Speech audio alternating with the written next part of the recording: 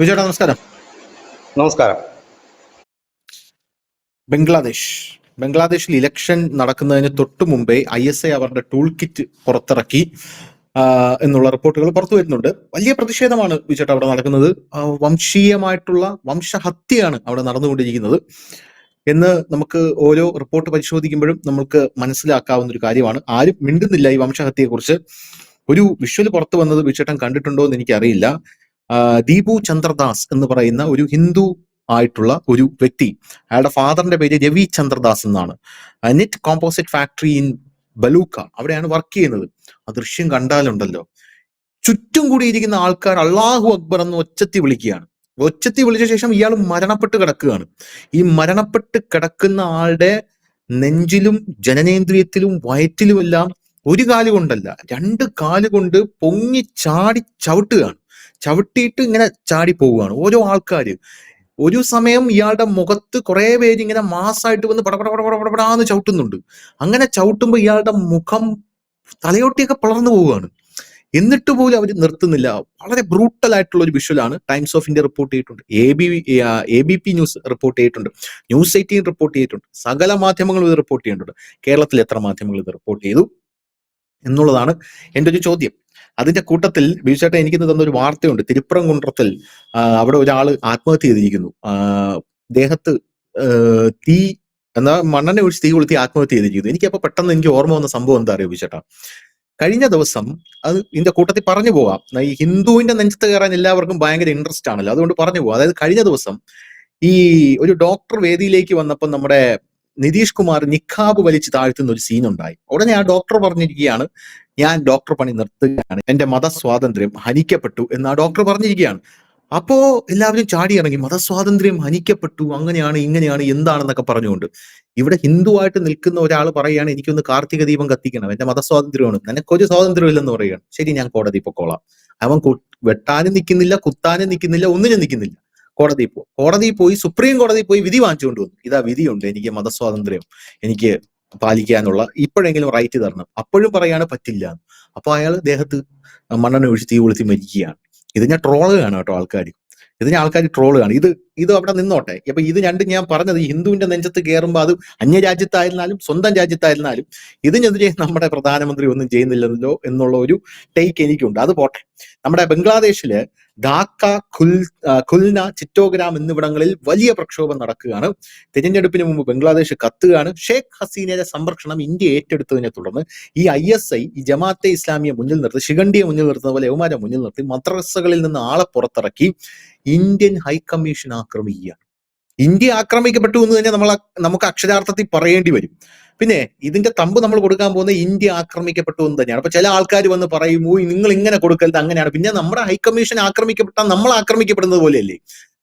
അത് മാത്രമല്ല, അസിസ്റ്റന്റ് ഹൈക്കമ്മീഷൻസ് രാജ്ഷാഹി, ഖുൽസ, ചിറ്റഗോങ്, ഈ 3 സ്ഥലങ്ങളിലെ അസിസ്റ്റന്റ് ഹൈക്കമ്മീഷനും 3 സ്ഥലങ്ങളിലെ ആക്രമിക്കപ്പെട്ടിരിക്കുകയാണ്. എന്നിട്ട് ഗോലാം പർവാർ എന്ന് പറയുന്ന അവിടെയുള്ള സെക്രട്ടറി ജനറൽ ജമാഅത്തെ ഇസ്ലാമിയുടെ അവൻ പറയുകയാണ്, Bangladesh is still A province of Pakistan. ഇപ്പോഴും പാകിസ്ഥാന്റെ പ്രൊവിൻസ് തന്നെയാണ്. ഇതൊക്കെ തുടങ്ങിയത് ഇൻഖിലാബ് മഞ്ച എന്ന് പറയുന്ന വിദ്യാർത്ഥി പ്രക്ഷോഭം നടത്തുന്ന ഒരു സംഘടനയുണ്ട്. അതിന്റെ സ്പോക്സ് പേഴ്സൺ ഷരീഫ് ഒസ്മാൻ ഹാദി എന്ന് പറയുന്ന ഒരുത്തൻ അവനെ വെടിവെച്ച് കൊന്നു കളഞ്ഞു. അജ്ഞാതനാ വെടിവെച്ച് കൊന്നത്, മുഖം മൂടി ഇട്ടിരുന്നു, ആരെന്നറിയില്ല.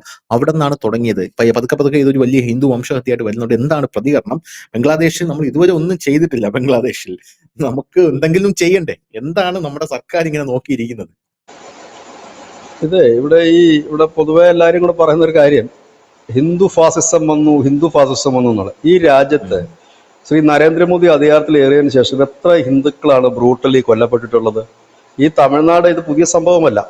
ഈ തിരുപ്പറംകുன்றത്തില് ഇതുവരെ അവിടെ ഒരു വിളക്ക് കത്തിക്കാനോ അവിടെ ചടങ്ങുകൾ നടത്താനോ ഒന്നും അനുവാദമില്ല. ഇത് കോടതി പറഞ്ഞപ്പോൾ അയാളെ ഇംപീച്ച് ചെയ്യാൻ വേണ്ടി ഇന്ത്യയിലെ പ്രതിപക്ഷ പാർട്ടികളെല്ലാം കൂടെ ഒപ്പിട്ടുകൊണ്ട് ചെന്നിരിക്കുന്നു. ഒന്ന് ആലോചിച്ച് നോക്ക് എന്താണ് അവസ്ഥ എന്ന്. എന്താണ് പുള്ളി പറഞ്ഞത്? അവിടെ പോയിട്ട് റാലി നടത്താനല്ല പുള്ളി പറഞ്ഞു, അവർക്ക് അത് അനുമതി കൊടുക്കണം, അവരെ പോലീസ് പ്രൊട്ടക്ഷൻ കൊടുക്കണം എന്ന് പറഞ്ഞു. അതും നൽകിയില്ല. അപ്പോ ഇതിനെതിരെ ഒരു ഭക്തൻ ആത്മഹത്യ ചെയ്തു. അത് ഒന്നിനും പരിഹാരമല്ല എങ്കിൽ പോലും അങ്ങനെ ചെയ്തിരിക്കുന്നു. അത് ഇന്നിപ്പോ ഒരു വലിയ വിവാദമായി മാറിയിരിക്കുന്നു. പിന്നെ ഈ ബംഗ്ലാദേശിൽ നടക്കുന്നത്, അപ്പൊ ചോദിക്കും ബംഗ്ലാദേശ് അല്ലേ എന്ന് ചോദിക്കും. അത് നിങ്ങൾ കൂടുതലുള്ള സ്ഥലങ്ങളിൽ നിങ്ങൾ വളരെ മൃഗീയമായി കൊല്ലുന്നു. അതായത് ആള് കുറവുള്ളത് സോഫ്റ്റ് ആയിട്ട് ആക്രമിക്കാത്ത ഇതണക്ക് ബ്രൂട്ടലി കൊല്ലാൻ പറ്റത്തില്ലല്ലോ. അങ്ങനെ ആള് കൂടെ ഉള്ളിടത്ത് ബ്രൂട്ടലി കൊല്ലുക, ഇതാണ് ചെയ്തുകൊണ്ടിരിക്കുന്നത്. ഇതിനെയാണ് മതേതരത്വം എന്ന് പറയുന്നത്. ഇതിനെയാണ് അവർ പറയുന്നത് ഈ ഫാസിസം, ഹിന്ദു ഫാസിസം ആണെന്നാണ് പറയുന്നത്. ഇതെന്തുകൊണ്ടാണ് മലയാള മാധ്യമങ്ങൾ കൊടുക്കാത്തതെന്ന് ചോദിച്ചാൽ, മരിച്ചവന്റെ പേര് ദിബു ചന്ദ്രദാസ് എന്നുള്ളത് കൊണ്ട് മാത്രമാണ് മലയാള മാധ്യമങ്ങൾ ഇത് കൊടുക്കാത്തത്. ഇല്ലെങ്കിൽ വെണ്ടക്ക അക്ഷരത്തിൽ ഇത് കൊടുത്തേനെ. നേരെ മറിച്ച് ഇത് ഇന്ത്യയിൽ ഏതെങ്കിലും ഒരുത്തൻ കാലിടറി വീണിരുന്നെങ്കിൽ അവന്റെ പേര് ഉസ്മാൻ ഹാദി എന്നായിരുന്നെങ്കിൽ വലിയ വാർത്തയായത്.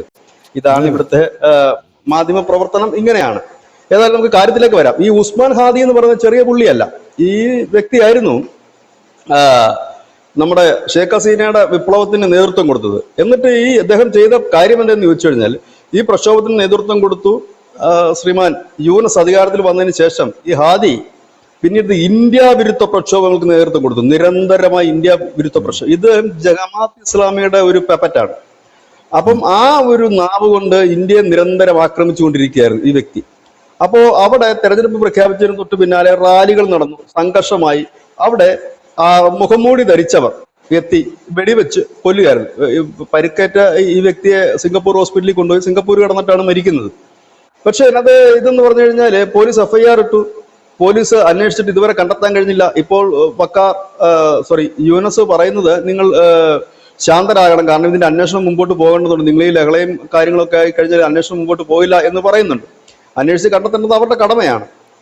അപ്പോൾ അതിനുശേഷം ഇത് അവാമി ലീഗിന്റെ ഓഫീസിലേക്കാണ് ആദ്യം ആക്രമണങ്ങൾ നടന്നത്. പിന്നെ ഷേഖ് ഹസീനയുടെ പാർട്ടിയൊക്കെ നിരോധിച്ചിരിക്കുന്നതുകൊണ്ടും ഷേഖ് ഹസീനയ്ക്ക് അനവധി ഓഫീസുകൾ അവിടെ ഉള്ളതുകൊണ്ടും വഴിയെ പോകുന്നവൻ വയ്യാവിലേക്ക് ചുമ്മാതെ കല്ലെറിയുന്ന ഓഫീസാണത്. അതുകൊണ്ട് വലിയ പ്രാധാന്യമില്ല അവർ. അതിനുശേഷം ഡെയിലി സ്റ്റാർ നമ്മൾ റെഫറൻസിനായി ഉപയോഗപ്പെടുത്തുന്ന ഒരു ഓൺലൈൻ കൂടിയാണ് ബംഗ്ലാദേശിന്റെ. അപ്പൊ ഡെയിലി സ്റ്റാറിന്റെ ഓഫീസ് ആക്രമിക്കുന്നു. അവിടെ 28ഓളം മാധ്യമ പ്രവർത്തകർ കുടുങ്ങിക്കിടക്കുന്നു. നമ്മുടെ മാധ്യമ പ്രവർത്തകർക്കൊന്നും വിഷമമില്ല, രോഷമില്ല, അവരുടെ കുടുങ്ങി കിടന്നോട്ടെ എന്നുള്ളതാണ്. പക്ഷേ ഗസയിൽ എങ്ങാണ് ഏതെങ്കിലും ഒരു മാധ്യമ പ്രവർത്തകൻ കൊല്ലപ്പെട്ടെങ്കിൽ ഇവിടെ വലിയ വാർത്തയാണ്. ബംഗ്ലാദേശിൽ വാർത്തയേ അല്ലത്. അവിടെ കുടുങ്ങിക്കിടക്കുന്നു, കൊല്ലപ്പെട്ടു എന്നാണ് വിവരം. അത്രത്തോളം വളഞ്ഞവരെ ആക്രമിച്ച് നശിപ്പിച്ചു കളഞ്ഞു. അതിനുശേഷം ഇന്ത്യൻ ഹൈക്കമ്മീഷൻ ഓഫീസുകൾക്ക് നേരെ ആക്രമണം നടന്നു. കഴിഞ്ഞ ദിവസങ്ങളിൽ ഇന്ത്യൻ ഹൈക്കമ്മീഷൻ ഓഫീസിലേക്ക് നിരന്തരം പ്രകടനം നടക്കുക, തള്ളിക്കയറുക, ഭീഷണിപ്പെടുത്തുക, ഇതൊക്കെയായിരുന്നു. അങ്ങനെയാണ് ഇന്ത്യ കഴിഞ്ഞ ദിവസം ബംഗ്ലാദേശിന്റെ ഹൈക്കമ്മീഷണറെ വിളിച്ച് ഒരു താക്കീത് കൊടുത്തു. ഇത് അനുവദിക്കാൻ കഴിയില്ല. നിലവിൽ 2024 ശേഷം നമ്മൾ അവിടെയുള്ള ഹൈക്കമ്മീഷൻ ഓഫീസിലുള്ള അത്യാവശ്യം ഇല്ലാത്ത ജീവനക്കാരെ മുഴുവൻ നമ്മൾ തിരിച്ചു വിളിച്ചാൽ ഇനി വളരെ കുറച്ച് ജീവനക്കാർ മാത്രമേ അവിടെ ഉള്ളൂ. അത് മാത്രമല്ല, നമ്മുടെ ഏതാണ്ട് 16ഓളം വിസ അപേക്ഷ സ്വീകരിക്കൽ കേന്ദ്രം നമ്മുടെ രാജ്യത്തിന്റെ ഉണ്ട്. ബംഗ്ലാദേശിൽ 16 ഉണ്ട്. ഒരു വർഷം ബംഗ്ലാദേശിൽ നിന്ന് ഇന്ത്യയിലേക്ക് എത്തുന്ന 22 ലക്ഷം പേരാണ് വിസയ്ക്ക് അപ്ലൈ ചെയ്യുന്നത്. 22 ലക്ഷം പേരെന്ന് പറയുമ്പോൾ ചെറിയ സംഖ്യയല്ലത്. അപ്പോ ഇത്തരത്തിൽ അവര് ഇവിടെ എത്തുന്നുണ്ട്. അപ്പൊ അതിനു വേണ്ടിയിട്ടാണ് നമ്മൾ തുറന്നത്. ഇപ്പോൾ നമ്മൾ അവിടുത്തെ ഹൈക്കമ്മീഷൻ ഓഫീസുകളൊക്കെ അടയ്ക്കാൻ തീരുമാനമായിട്ടുണ്ട്. ഈ പ്രശ്നം അത് അടച്ചിരിക്കുക എന്നുള്ളതാണ്. ഇവിടെ ചില കാര്യങ്ങൾ കാണാതെ പോകുന്നത് ശരിയല്ല. ഇതിന്റെ പിന്നിൽ ചൈനയുണ്ട്, അമേരിക്കയുണ്ട്, പാകിസ്ഥാനുണ്ട്. ഇത്രയും പേരാണ് ബംഗ്ലാദേശിലെ കളികൾക്ക് ഒരു സൈഡ് നിൽക്കുന്നത്. ഇതിനെല്ലാം പുറമെ അമേരിക്കയുണ്ട്. എല്ലാവർക്കും താല്പര്യമുള്ള ഒരു രാജ്യമാണ് ബംഗ്ലാദേശ്. കാരണം ചൈനയുടേതായ കാര്യങ്ങളുണ്ട് ബംഗ്ലാദേശ് കൈവെക്കേണ്ടത്. പാകിസ്ഥാന് ഇന്ത്യയെ ചൊറിയണമെങ്കിൽ ബംഗ്ലാദേശ് വേണം. ചൈനയ്ക്കും ആ ഒരു ഉദ്ദേശം കൂടിയുണ്ട്. അമേരിക്കയ്ക്കും വലിയ താല്പര്യമുള്ളൊരു പ്രദേശമാണ് ബംഗ്ലാദേശ്. കാരണം ആ ബംഗ്ലാദേശിന്റെ അവർക്ക് കിട്ടിക്കഴിഞ്ഞാൽ സ്വാഭാവികമായി തന്നെ ചൈനയും ഇന്ത്യയും ടാർഗറ്റ് ചെയ്യാൻ എളുപ്പത്തിൽ കഴിയും. അങ്ങനെ ആ 3 രാജ്യങ്ങൾ അങ്ങനെ നിൽക്കുന്നു. ഇന്ത്യ ഒരു ഭാഗത്ത് നിൽക്കുന്നു. ഇപ്പോഴാണ് അപ്രതീക്ഷിതമായ മറ്റൊരു ട്വിസ്റ്റ് നടന്നത്. റഷ്യ കൂടി ഇപ്പോൾ കളത്തിൽ എത്തിയിരിക്കുന്നു എന്നുള്ളത് തന്നെയാണ് ഈ ഒരു സാഹചര്യത്തിന് ഏറ്റവും വലിയ പ്രത്യേകത. കഴിഞ്ഞ ദിവസം റഷ്യ അവിടുത്തെ പാർലമെന്റ് പാസാക്കിയ നമ്മൾ ഒപ്പിട്ട ഒരു കരാറുണ്ടായിരുന്നു, റെലോസ് കരാർ. 1971 ശ്രീമതി ഗാന്ധി റഷ്യയുമായി ഒപ്പുവെച്ച, അന്ന് റഷ്യ എന്ന് പറയുന്നത് ഇന്നത്തെ റഷ്യ അല്ല, USSR ആണ്. USSRുമായി ഒപ്പുവെച്ച ഒരു കരാറുണ്ടായിരുന്നു. അതായത് പരസ്പര സഹകരണമല്ല, സഹായം കൂടി ഉണ്ടായിരുന്നു. അതായത് നമ്മൾ ഒരു പ്രതിസന്ധിയിൽ പെടുമ്പോൾ, യുദ്ധത്തിന് വരുമ്പോൾ സ്വാഭാവികമായും റഷ്യൻ സേന നമുക്കൊപ്പം നിന്ന് ശത്രുക്കളെ തുരത്തുന്ന ഒരു കരാറായിരുന്നത്. പക്ഷെ USSR പിന്നീട് പോയി കഴിഞ്ഞപ്പോൾ ആ കരാറിന് പിന്നെ പ്രസക്തി ഇല്ലാതായി. USSRുമായി ഒപ്പിട്ട ഒരു കരാറായിരുന്നു. അതിനുശേഷം സമാനമായി തന്നെ മറ്റൊരു കരാറാണ് ഈ റെലോസ് കരാർ എന്ന് പറയുന്നത്. റെലോസ് കരാർ ഒറ്റനോട്ടത്തിൽ നമ്മൾ വായിക്കുമ്പോൾ അതിനകത്ത് പറഞ്ഞിരിക്കുന്ന കാര്യങ്ങൾ വ്യക്തമാകില്ല. അതുകൊണ്ട് തന്നെ റെലോസ് കരാറിനെ പ്രസിദ്ധപ്പെടുത്തി റഷ്യ എന്താണ് തങ്ങൾ ഉദ്ദേശിക്കുന്നതെന്ന് അറിയുന്നതിന് വേണ്ടിയിട്ട്. ആ കരാർ പ്രകാരം പറയുന്ന കാര്യം, ഇന്ത്യ ആവശ്യപ്പെട്ടാൽ ഞങ്ങളുടെ വെപ്പൺസ് മാത്രമല്ല കൊടുക്കുക, ഞങ്ങൾ ഉൾപ്പെടെ ആയുധങ്ങൾ ഉൾപ്പെടെ കൊടുക്കും എന്നുള്ളത്. അതിനു മുമ്പ് തന്നെ പുടിൻ ഒരു വലിയ പ്രഖ്യാപനം നടത്തിയിരുന്നു. തങ്ങളുടെ ഒപ്പം നിൽക്കുന്ന രാജ്യങ്ങൾക്ക് ഏത് തരത്തിലുള്ള സഹായവും നൽകും എന്ന് പറഞ്ഞിരുന്നു. പറയുക മാത്രമല്ല, ഈ ജപ്പാന്റെ സമീപത്ത് നങ്കൂരമിട്ട് കിടക്കുന്ന ചൈനീസ് വാർഷിപ്പുകളെ സഹായിക്കാനായിട്ട് റഷ്യ അവരുടെ ഏറ്റവും വലിയ പടക്കപ്പലും ഒപ്പം തന്നെ അവരുടെ ഫൈറ്റർ ജെറ്റുകളും അയച്ചു. ഇത്ര അയച്ചതും കൂടാതെ ഈ ജപ്പാന്റെ വ്യോമാതിർത്തിയിലും ദക്ഷിണ കൊറിയയുടെ വ്യോമാതിർത്തിയിലും ഈ റഷ്യൻ ഫൈറ്ററുകൾ പറന്നു എന്നുള്ളതാണ് മറ്റൊരു വാർത്ത. അപ്പൊ അദ്ദേഹം പറയുക മാത്രമല്ല ചെയ്യുകയും ചെയ്തു. അപ്പൊ അത്തരത്തിലൊരു കരാറ് ഇപ്പോൾ ഇന്ത്യയുമായി ഒപ്പിട്ട് കഴിഞ്ഞിട്ടുണ്ട്. അപ്പോൾ സ്വാഭാവികമായി തന്നെ റഷ്യയെ സംബന്ധിച്ച് ബംഗ്ലാദേശ് ഇപ്പോൾ അവരുടെ റഡാറിൽ കൂടെ വരുന്ന ഒരു രാജ്യമാണ്. കാരണം വ്ളാഡിവോസ്റ്റോയിൽ നിന്ന് അവർക്ക് ആരംഭിക്കുന്ന ഒരു റൂട്ട് ബംഗാൾ ഉൾക്കടൽ വഴിയാണ് കടന്നു പോകുന്നത്.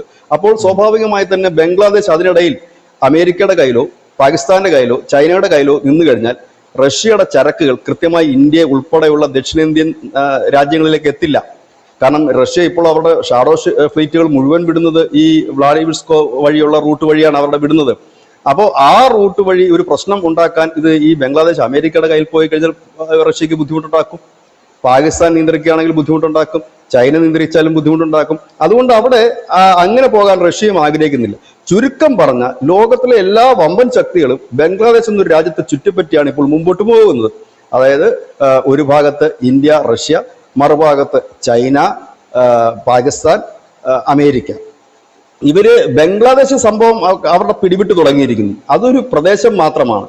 ആ പ്രദേശത്തെ നിയന്ത്രിക്കാൻ ഇത്രയും ശക്തികൾ ശ്രമിക്കുന്നു എന്നുള്ളതാണ്. ഇന്ത്യയെ സംബന്ധിച്ച് അത് നിയന്ത്രിക്കണം എന്ന് നമുക്ക് ആഗ്രഹമില്ല. നമുക്ക് നേരെ വരുന്ന കാര്യങ്ങൾ തടയിടുക എന്ന് മാത്രമേ നമ്മൾ ഉദ്ദേശിക്കുന്നു. റഷ്യയെ സംബന്ധിച്ചെന്ന് വെച്ചാൽ അവരുടെ ചരക്കുകൾ ദക്ഷിണേന്ത്യ രാജ്യങ്ങളിലേക്ക് പോകണമെന്നുണ്ടെങ്കിൽ ഈ റൂട്ടാണ് അവരിപ്പോൾ കണ്ടെത്തിയിരിക്കുന്നത്. അത് പുടിൻ ഈ ഇന്ത്യയിൽ വന്നപ്പോൾ പരസ്യമായി അവരുടെ ഉദ്യോഗസ്ഥർ പറഞ്ഞൊരു കാര്യമാണ്. ഇതാണ് ഞങ്ങളുടെ പുതിയ റൂട്ട്. മറ്റൊരു റൂട്ട് ബലാറസ് വഴി വരുന്ന ഒരു റൂട്ട്, രണ്ടാമത്തെ റൂട്ട്, അങ്ങനെ 2 റൂട്ടുകൾ അവർ പ്രഖ്യാപിക്കുകയും ചെയ്തിരുന്നതാണ്. അവിടെയാണ് ഈ സംഭവം നടക്കുന്നത്. അപ്പൊ ഇത്തരത്തിൽ മുമ്പോട്ട് പോകുമ്പോൾ സ്വാഭാവികമായി തന്നെ ഇത് എങ്ങനെ എത്തിത്തീരും എന്നറിയില്ല. കാരണം ഇത്തരത്തിൽ കഴിഞ്ഞ കുറെ നാളുകളായിട്ട് ഏതാണ്ട് 1.5 ആഴ്ച കൃത്യമായി തന്നെ നമ്മൾ അതിന്റെ വാർത്തകൾ നൽകി പോകുന്നുണ്ട്. അപ്പോൾ ഇത് കുറച്ച് ദിവസങ്ങളായി, ഒരു 1.5 ആഴ്ചയായി ഇത് ഒരു ചൊറിച്ചിൽ തുടങ്ങിയിട്ട്. ഇത് ഏത് രീതിയിലാണ് ഇതിന്റെ തിരിച്ചടി ഉണ്ടാകുക എന്നുള്ളത് കാത്തിരുന്ന് കാണേണ്ടതായി വരും. ഇപ്പോൾ ഈ SIR ഒക്കെ നടപ്പാക്കുന്നുണ്ട് ഇന്ത്യയിൽ.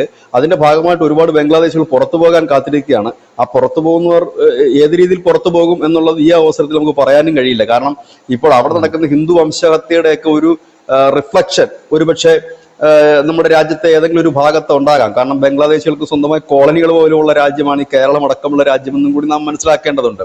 അപ്പോൾ സ്വാഭാവികമായി തന്നെ അതിന്റെ ഒരു അലയൊലികൾ ഇവിടെ ഉണ്ടായാലും ഒന്നും പറയാൻ കഴിയില്ല. പ്രത്യേകിച്ച് SIR അവർ പുറത്തു പോകാൻ നിൽക്കുന്നവരാണ്.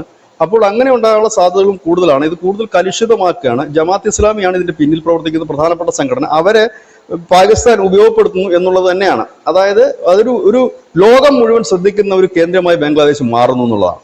മുമ്പ് അവരുടെ കൂടെ പാകിസ്ഥാനെ പ്രത്യക്ഷത്തിൽ കളിക്കാൻ വിട്ടിട്ട് പുറകിൽ നിന്ന് നിയന്ത്രിച്ചത് അമേരിക്കയാണ്. അപ്പുറത്തെ സൈഡിൽ ചൈനയ്ക്കും വലിയ താല്പര്യമുണ്ട്. ഇവിടെ വരുമ്പോൾ ഇനി എന്താണ് എന്നുള്ളത് വരും ദിവസങ്ങളിൽ മാത്രമാണ് നമുക്ക് അതിൻ്റെ ഒരു വ്യക്തത ഉണ്ടാക്കാൻ കഴിയുള്ളൂ.